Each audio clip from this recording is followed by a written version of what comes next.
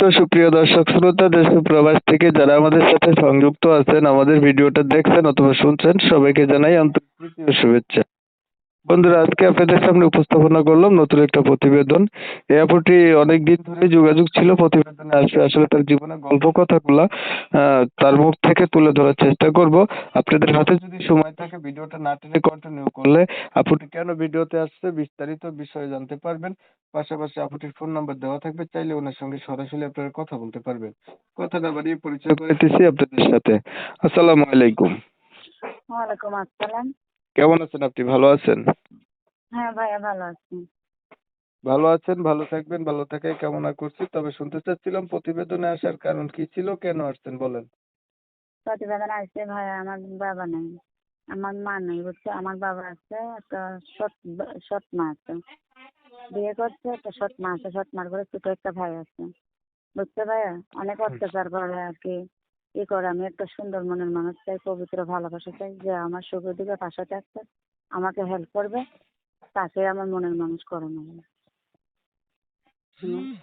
সুন্দর মনের ভালোবাসা, তার আপনার পাশে থাকবে, আপনাকে হেল্প করবে, তাকে আপনার মনের মানুষ বানাবেন, এর জন্য আপনি প্রতিবেদনে আসছেন না? হ্যাঁ। পরিবারে আপনার হচ্ছে বাবা নাই, মা আছে না? আমার মা নাই, সৎ মা আছে, বাবা আছে, থাকলেও বাবা তো খেয়াল লাগে না, সৎ মা করে। তাই আমি একটা সুন্দর মনের মানুষ ছিল। আচ্ছা, আপনার বয়স কত?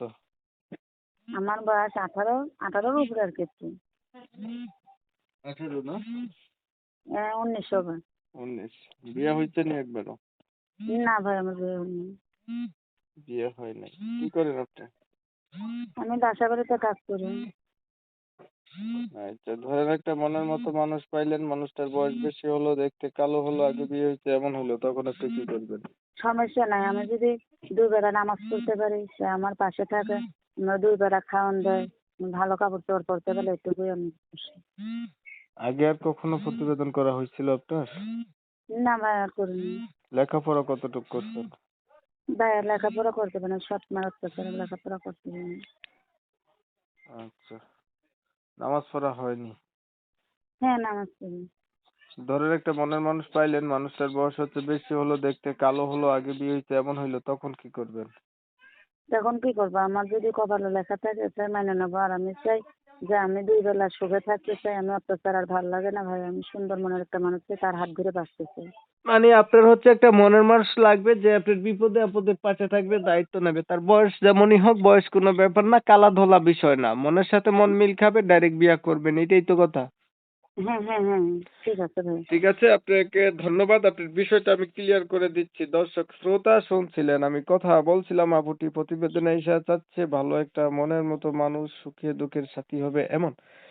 আপুটি হ্যাঁ দেখতে চমৎকার সুন্দরী, চেহারা অনেক ভালো, কণ্ঠ অনেক সুইট। তবে দুর্ভাগ্যবশত কমিউনিটি গাইডলাইনের কারণে আপুটির নাম এবং ঠিকানা আপনাদের মাঝে নিতে পারলাম না।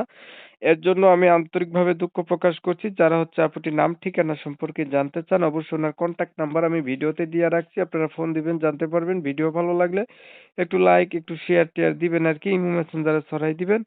আপনাদের মতামতগুলো অবশ্যই অবশ্যই আমাকে কমেন্টে জানাই দিবেন। যদি চ্যানেল ভালো লাগে সাবস্ক্রাইব করতে ভুলবেন না। আর ভালো না লাগলে না করবেন, সেটা আপনাদের ব্যাপার। সবাই ভালো থাকবেন, সুস্থ থাকবেন। আল্লাহ হাফেজ।